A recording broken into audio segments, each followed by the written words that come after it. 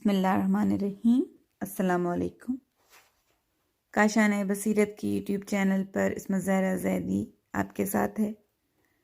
ہم کتاب پڑھ رہے ہیں جناب فاطمہ زہرا اسلام کی مثالی خاتون،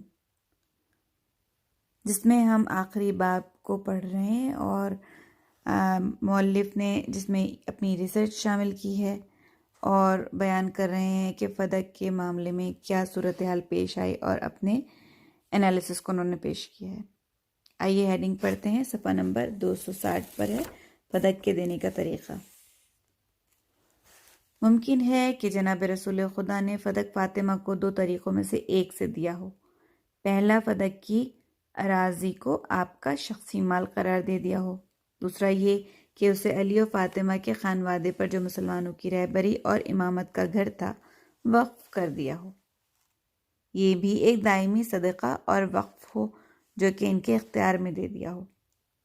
اخبار اور احادیث کا ظاہر پہلے طریقے کی تائید کرتا ہے، لیکن دوسرا طریقہ بھی بعید قرار نہیں دیا گیا، بلکہ بعض روایات میں اس پر نص بھی موجود ہے۔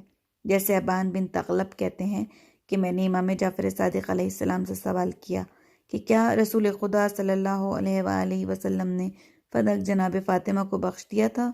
آپ نے فرمایا کہ پیغمبر نے فدق وقف کیا اور پھر آیت ذی القربہ کے مطابق وہ آپ کے اختیار میں دے دیا۔ میں نے عرض کی کہ رسول خدا نے فدق فاطمہ کو دے دیا۔ آپ نے فرمایا بلکہ خدا نے وہ فاطمہ کو دیا۔ ریفرنس بحر الانوار جلد 96 صفحہ 213۔ امام زین العابدین علیہ السلام نے فرمایا کہ رسول نے فاطمہ کو فدق بطور قطعہ دیا تھا۔ ریفرنس کشف الغمہ جلد نمبر 2 صفحہ 102۔ ام ہانی نے روایت کی ہے کہ جناب فاطمہ جناب ابو بکر کے پاس آئیں اور ان سے کہا کہ جب تم مرو گے تو تمہارا وارث کون ہوگا؟ تو جناب ابو بکر نے جواب دیا کہ میری آل اور اولاد۔ جناب فاطمہ نے فرمایا بس تم کس طرح سے رسول اللہ کے ہمارے سوا وارث ہو گئے ہو؟ جناب ابو بکر نے کہا کہ اے رسول خدا کی بیٹی، خدا کی قسم میں رسول اللہ کا سونے چاندی وغیرہ کا وارث نہیں ہوا ہوں۔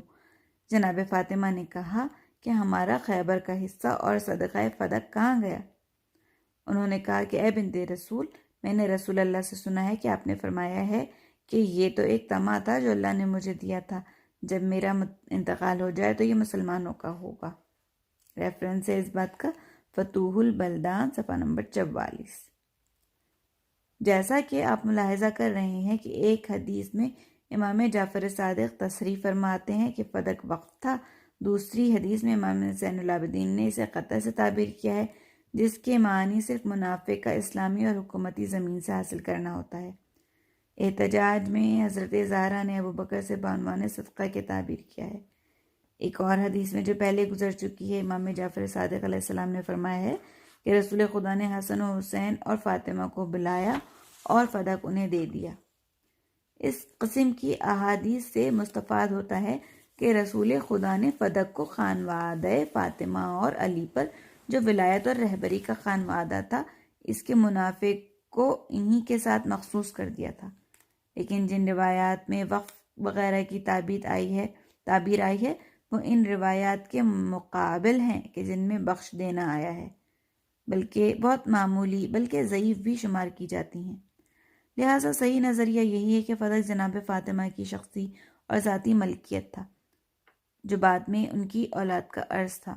صاحب کتاب اس قسم کی کوشش صرف ایک غرض کے ماتحت فرما رہے ہیں، اور یہ غرض اہل علم پر کہ جنہوں نے نہج البلاغہ کی موجودہ زمانے میں جو شرح کی گئی ہے کا مطالعہ کیا ہے مخفی نہیں ہے، لیکن شارع بھی حق پر نہیں ہے اور ان کی تصحیح کی کوشش بھی درست نہیں ہے۔ یہ بات علامہ ابراہیم امینی نے نہیں لکھی ہے، بلکہ یہ مترجم کے جملے ہیں۔ آگے کی ہیڈنگ ہے فدق کے واقعے میں قضاوت۔ دیکھنا یہ چاہیے کہ اس واقعے میں حق جناب زہرا کے ساتھ ہے یا جناب ابو بکر کے ساتھ۔ مورخین اور محدثین نے لکھا ہے کہ جناب رسول خدا کی وفات کے 10 دن بعد جناب ابو بکر نے اپنے آدمی بھیجے اور فدق پر قبضہ کر لیا۔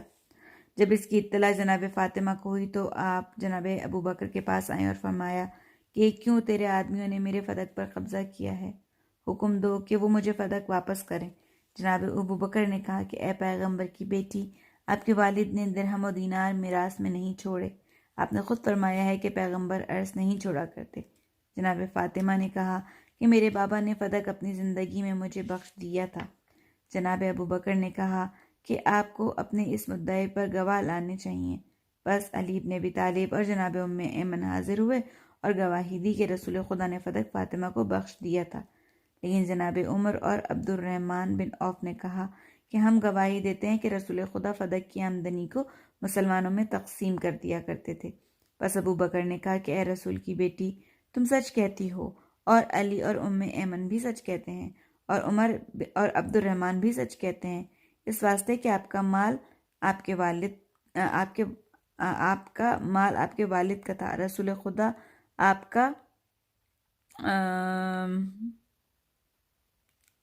یہ مس پرنٹ ہے یہاں پر غالباً کہ رسول خدا آپ کا آذوقہ فدق کی آمدنی سے دیا کرتے تھے اور باقی کو تقسیم کر دیتے تھے اور راہ خدا میں صرف کیا کرتے تھے۔ ریفرنس کا شرح ابن ابی الحدید جلد نمبر 16 صفحہ 216۔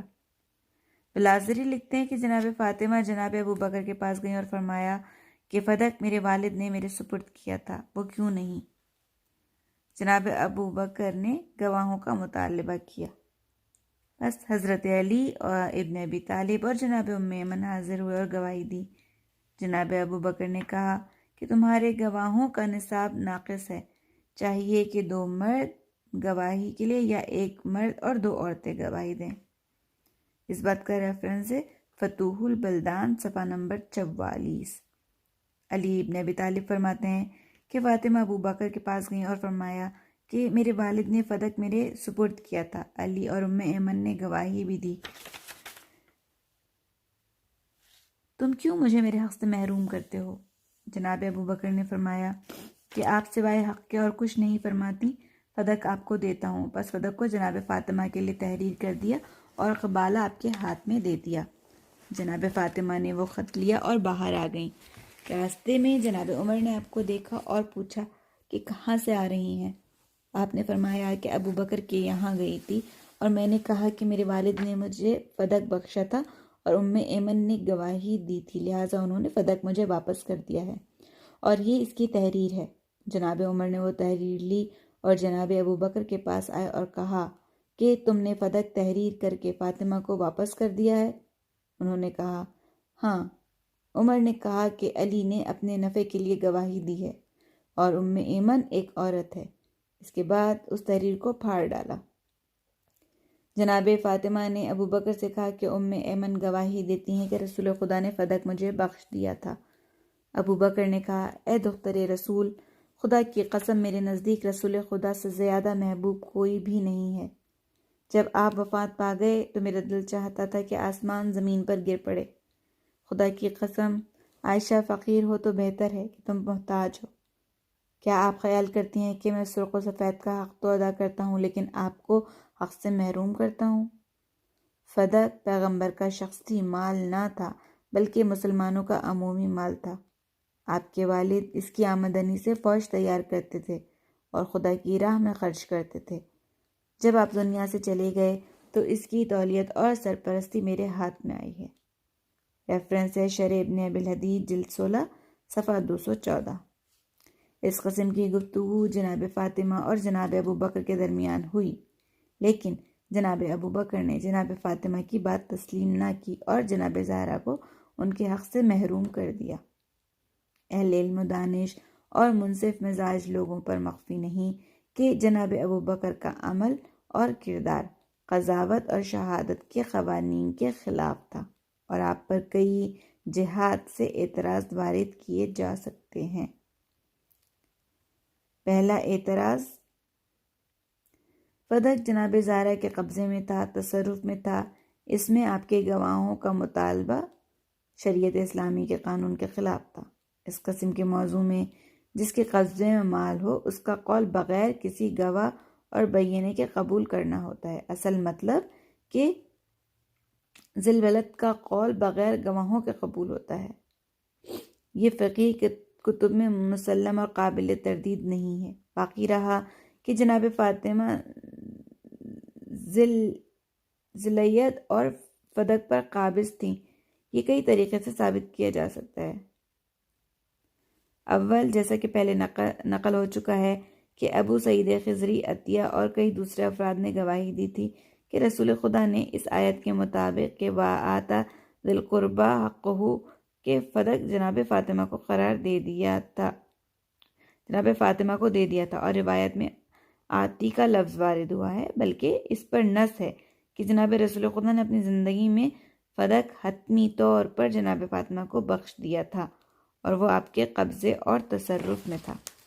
دوسرے، حضرت علی نے تصریح فرمائی ہے کہ فدق جناب فاطمہ کے تصرف اور قبضے میں تھا، جیسا کہ آپ نے نہج البلاغہ میں فرمایا ہے کہ ہاں، ہمارے پاس اس میں سے کہ جس پر آسمان سایہ فگن ہے صرف فدق تھا۔ ایک گروہ نے اس پر بخل کیا اور دوسرا گروہ راضی ہو گیا، اور اللہ ہی بہترین قضاوت کرنے والا ہے۔ نہج البلاغہ باب المختار رہن الکتاب۔ نمبر 3 یعنی تیسرے، امام جعفر صادق علیہ السلام نے فرمایا ہے کہ جب جناب ابو بکر نے حکم دیا کہ فدق سے جناب فاطمہ کے آدمیوں کو اور کام کرنے والوں کو نکال دیا جائے تو حضرت علی ان کے پاس گئے اور فرمایا، اے ابو بکر، اس جائیداد کو کہ جو رسول خدا نے فاطمہ کو بخشی تھی اور ایک مدت تک جناب فاطمہ کا نمائندہ اس پر قابض رہا، آپ نے کیوں لے لی ہے؟ یہ ریفرنس ہے نور الثقلین جلد 4 صفحہ 272۔ رسول خدا کا فدق جناب فاطمہ کو بخش دینا اور جناب فاطمہ کا اس پر قابض ہونا یہ ایک تسلیم شدہ حقیقت ہے۔ اسی لیے جب عبداللہ بن ہارون الرشید کو مامون کی طرف سے حکم ملا کہ فدق جناب فاطمہ کی اولاد کو واپس کر دیا جائے تو اس نے ایک خط میں مدینہ کے حاکم کو لکھا کہ رسول خدا نے فدق جناب فاطمہ کو دیا تھا، اور یہ بات آل رسول میں واضح اور معروف ہے اور کسی کو اس بارے میں شک نہیں ہے۔ اب امیر المومنین یعنی مامون نے مصلحت اس میں دیکھی ہے کہ فدق فاطمہ کے وارثوں کو واپس کر دیا جائے۔ ریفرنس اس بات کا ہے فتوح البلدان صفحہ نمبر 46۔ ان شواہد اور قرائن سے معلوم ہوتا ہے کہ فدق جناب رسول خدا کے زمانے میں حضرت علی اور جناب فاطمہ کے قبضے میں تھا۔ اس قسم کے موضوع میں گواہوں کا طلب کرنا اسلامی قضا اور شہادت کے قانون کے خلاف ہے۔ دوسرا اعتراض، جناب ابو بکر اس نزاع میں جانتے تھے کہ حق جناب فاطمہ کے ساتھ، اور خود انہیں جناب زہرا کی صداقت اور راست گوئی کا نہ صرف اعتراف تھا بلکہ تمام مسلمان اس کا اعتراف کرتے تھے۔ کوئی بھی مسلمان آپ کے بارے میں جھوٹ اور افتراء کا احتمال نہ دیتا تھا، کیونکہ آپ اہل کساء میں سے ایک فرد تھیں جن کے حق میں آیت تطہیر نازل ہوئی ہے، جس میں خداوند عالم نے آپ کی عصمت اور پاکیزگی کی تصدیق کی ہے۔ دوسری طرف اگر دیکھا جائے تو یہ مطلب کتاب قضا اور شہادت میں ثابت ہے کہ اموال اور دیون کے معاملے میں اگر قاضی کو واقعے کا علم ہو تو وہ اپنے علم کے مطابق عمل کر سکتا ہے اور وہ گواہ اور بینہ کا محتاج نہ ہوگا۔ بنابراین جناب ابو بکر جب جانتے تھے کہ حضرت زہرا سچی ہیں اور رسول خدا نے فدق انہیں عطا کیا ہے تو آپ کو چاہیے تھا کہ فوراً جناب زہرا کی بات تسلیم کر لیتے اور آپ سے گواہوں کا مطالبہ نہ کرتے۔ جی ہاں، مطلب تو یوں ہی ہے کہ جناب ابو بکر جانتے تھے کہ حق حضرت زہرا کے ساتھ ہے اور رسول خدا نے فدق اپنی زندگی میں انہیں دے دیا ہے۔ شاید ابو بکر پیغمبر کے اس عمل سے ناراض تھے، اسی لیے جناب فاطمہ کے جواب میں کہا کہ یہ مال پیغمبر اسلام کا نہ تھا بلکہ یہ مسلمانوں کا مال تھا کہ جس سے پیغمبر فوج تیار کرتے تھے، اور جب آپ فوت ہو گئے تو اب میں اس مال کا متولی ہوں جیسے کہ پیغمبر متولی تھے۔ ریفرنس ہے شرح ابن ابی الحدید جلد 16 صفحہ نمبر 214۔ ایک اور جگہ جناب ابو بکر نے اپنے آپ کو دو بڑے خطروں میں دیکھا۔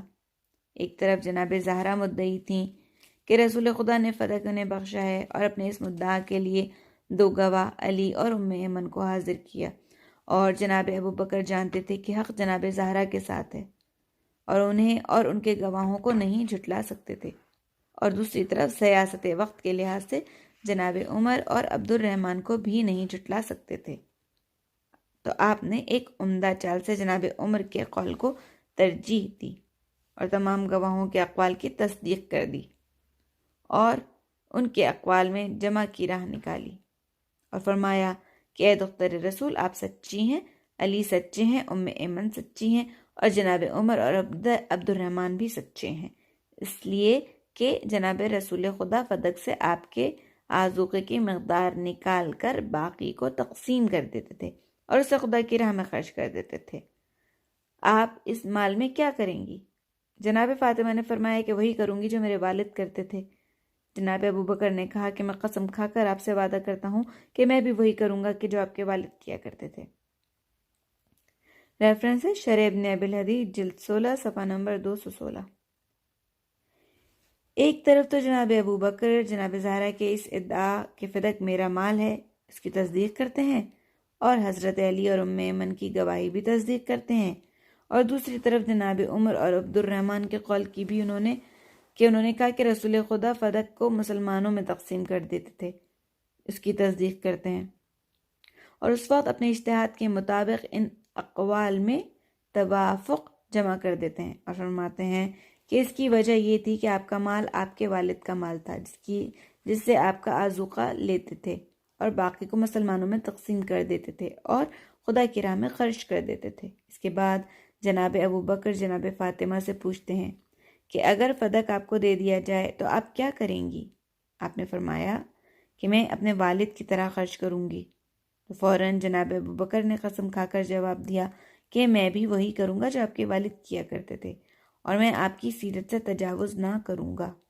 لیکن کوئی نہ تھا کہ جناب ابو بکر سے سوال کرتا کہ جب آپ مانتے ہیں کہ فدق جناب زہرا کی ملک ہے اور آپ جناب فاطمہ اور ان کے گواہوں کی تصدیق بھی کر رہے ہیں، تو پھر ان کی ملکیت ان کو واپس کیوں نہیں کر دیتے؟ جناب عمر اور عبد الرحمن کی گواہی صرف یہی بتلاتی ہے کہ پیغمبر فدق کو مسلمانوں میں تقسیم کر دیتے تھے۔ اس سے جناب زہرا کی ملکیت کی نفی تو نہیں ہوتی، کیونکہ پیغمبر جناب زہرا کی طرف سے معزون تھے کہ فدق کی زائد آمدنی کو راہ خدا میں خرچ کر دیں، لیکن اس قسم کی اجازت جناب فاطمہ نے ابو بکر کو نہیں دے رکھی تھی، بلکہ اس کی اجازت ہی نہیں دی۔ تو پھر ابو بکر کو کیا حق پہنچتا ہے کہ وہ یہ فرمائیں کہ میں بھی آپ کے والد کی سیرت سے تجاوز نہ کروں گا؟ مالک تو کہتا ہے کہ میری ملکیت مجھے واپس کر دو، آپ اس سے انکار کر کے وعدہ کرتے ہیں کہ میں بھی آپ کے والد کی طرح عمل کروں گا۔ سبحان اللہ، اور آفرین اس قضاوت اور فیصلے پر۔ تیسرا اعتراض، فرض کیجئے کہ جناب ابو بکر حضرت زہرا کے گواہوں کے نصاب کو ناقص سمجھتے تھے اور ان کی حقانیت پر یقین بھی نہیں رکھتے تھے، تو پھر بھی ان کا وظیفہ تھا کہ حضرت زہرا سے قسم کھانے کا مطالبہ کرتے اور ایک گواہ اور قسم کے ساتھ قضاوت کرتے، کیونکہ کتاب قضا اور شہادت میں یہ مطلب پایۂ ثبوت کو پہنچ چکا ہے کہ اموال اور دیوان کے واقعات میں قاضی ایک گواہ کے ساتھ مدعی سے قسم لے کر حکم لگا سکتا ہے۔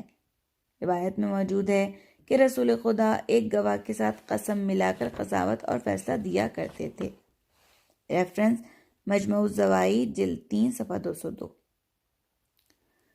چوتھا اعتراض، اگر ہم ان سابقہ تمام اعتراضات سے صرف نظر کر لیں تو اس نزاع میں جناب فاطمہ مدعی تھیں کہ رسول خدا صلی اللہ علیہ وآلہ وسلم نے فدق انہیں بخش دیا ہے، اور جناب ابو بکر منکر تھے، اور کتب فقہی میں یہ مطلب مسلم ہے کہ اگر مدعی کا ثبوت ناقص ہو تو قاضی کے لیے ضروری ہو جاتا ہے کہ مدعی کو اطلاع دے کہ تمہارے گواہ ناقص ہیں، اور تمہیں حق پہنچتا ہے کہ تم منکر سے قسم اٹھانے کا مطالبہ کرو۔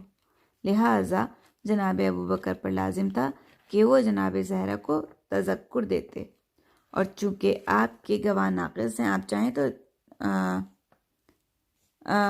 آپ مجھ سے قسم اٹھوا سکتی ہیں، لیکن جناب ابو بکر نے قضاوت کے اس قانون کو بھی نظر انداز کیا اور صرف گواہ کے ناقص ہونے کا ادعا کو نزاع کے خاتمے کا اعلان کر کے رد کر دیا۔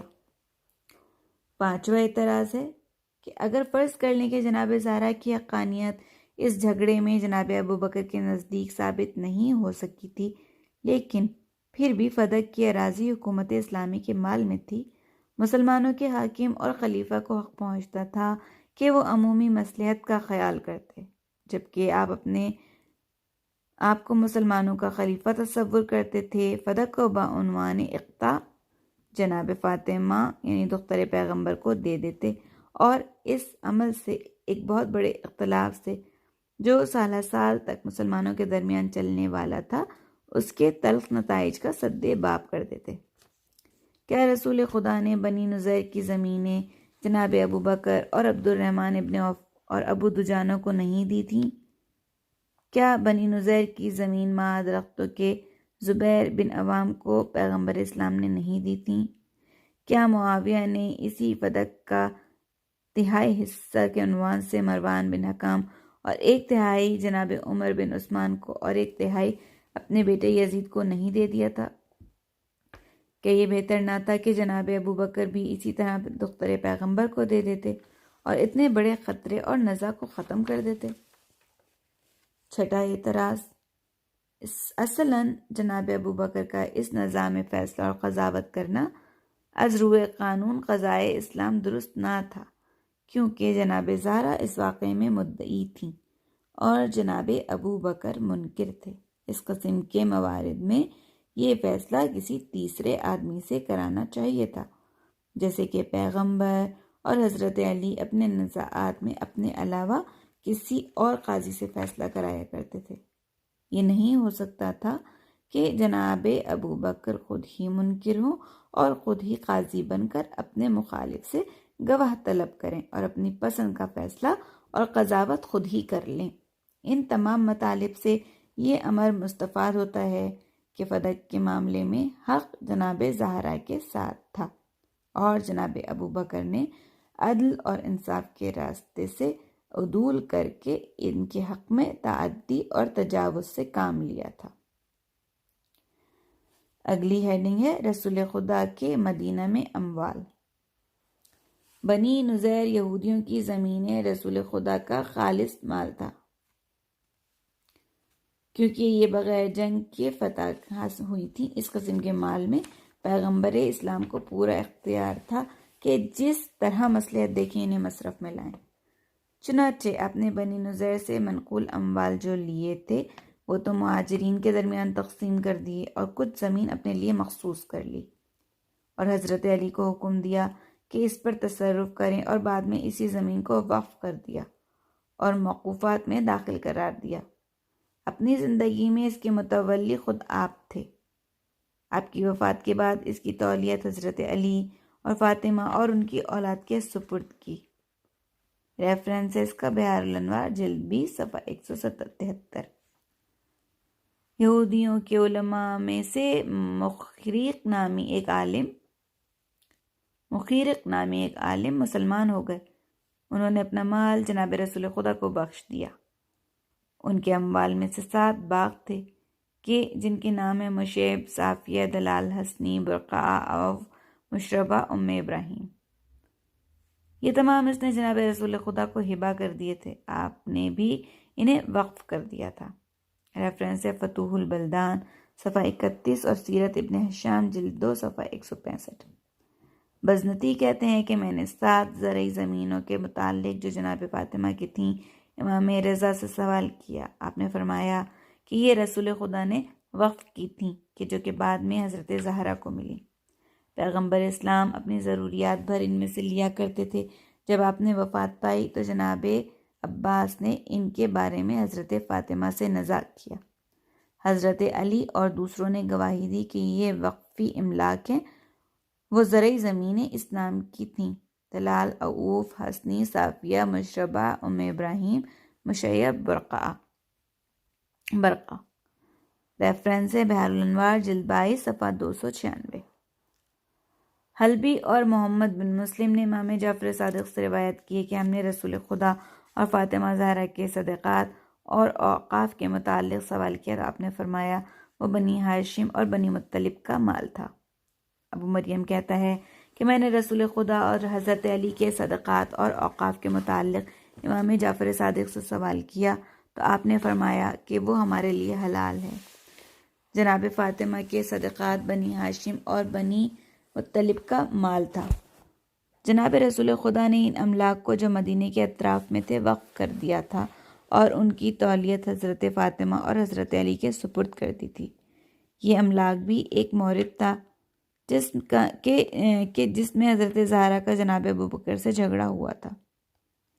بظاہر حضرت زہرا اس جھگڑے میں کامیاب ہو گئیں اور مدینہ کے صدقات اور اوقاف کو آپ نے ان سے لے لیا۔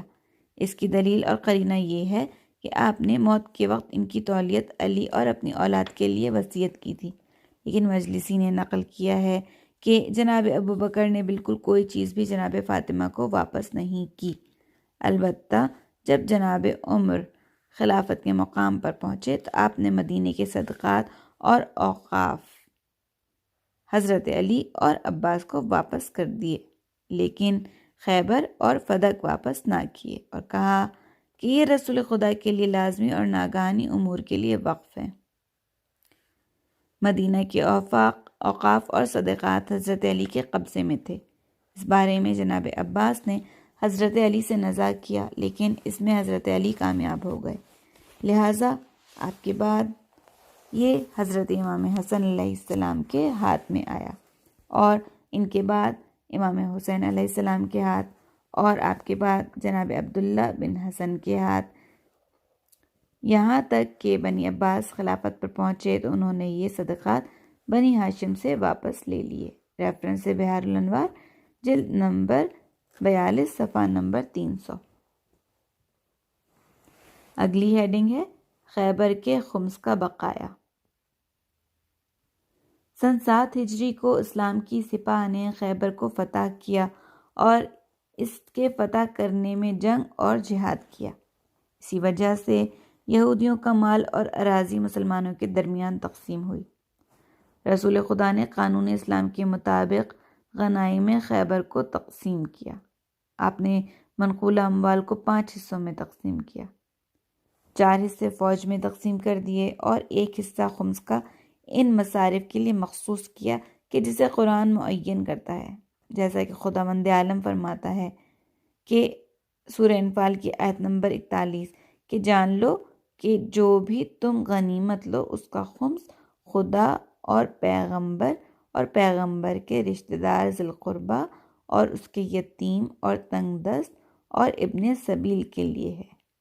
اس آیت اور دیگر احادیث کی روح سے خمس 6 جگہ خرچ کیا جاتا ہے اور صرف اسی جگہ خرچ کرنا ہوگا۔ جناب رسول خدا خمس کو علیحدہ رکھ دیتے تھے اور بنی ہاشم کے ذی القربہ اور یتیموں اور فقیروں اور ابن سبیل کی ضروریات زندگی پوری کیا کرتے تھے، اور باقی کو اپنے ذاتی مصارف اور خدائی کاموں پر خرچ کیا کرتے تھے۔ آپ نے خیبر کے خمس کو بھی انہی مصارف کے لیے علیحدہ رکھ چھوڑا تھا۔ اس کی کچھ مقدار کو آپ نے اپنی بیویوں میں تقسیم کر دیا تھا۔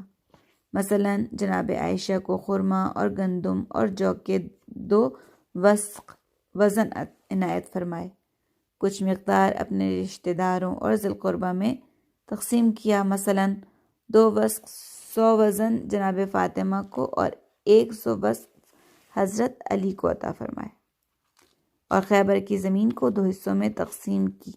ایک حصہ زمین کا ان مصارف کے لیے جو حکومت کو درپیش ہوا کرتے ہیں مخصوص کر دیا، اور دوسرا حصہ مسلمانوں اور افواج اسلام کی ضروریات زندگی کے لیے مخصوص کر دیا، اور پھر ان تمام زمینوں کو یہودیوں کو اس شرط پر واپس کر دیا کہ وہ اس میں کاشت کریں اور اس کی آمدنی کا ایک معین حصہ پیغمبر کو دیا کریں۔ آپ اس حصے کو وہیں خرچ کرتے تھے جیسے کہ جسے خداوند عالم نے معین کیا تھا۔ ریفرنس فتوح البلدان صفحہ نمبر 36 تا 42۔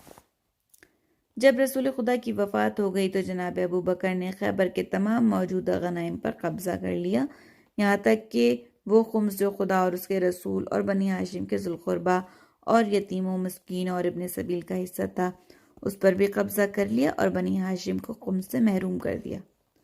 حسن بن محمد بن علی بن ابی طالب کہتے ہیں کہ جناب ابو بکر نے ذی القربہ کا سہم جناب فاطمہ اور دوسرے بنی ہاشم کو نہیں دیا اور اس کو کار خیر میں جیسے اسلحہ اور زرع وغیرہ کی خریداری پر خرچ کرتے تھے۔ ریفرنس ہے شرح ابن ابی الحدید جلد 16 صفحہ 231۔ عزیز سامعین، صفحہ نمبر 276 تک ہم پہنچ گئے ہیں اور یہاں پر میں اپنے سیشن کو روکتی ہوں۔ انشاءاللہ مزید گفتگو اگلے سیشن میں آپ کے ساتھ کریں گے۔ جب تک کے لیے اجازت دیجیے۔ السلام علیکم ورحمۃ اللہ وبرکاتہ۔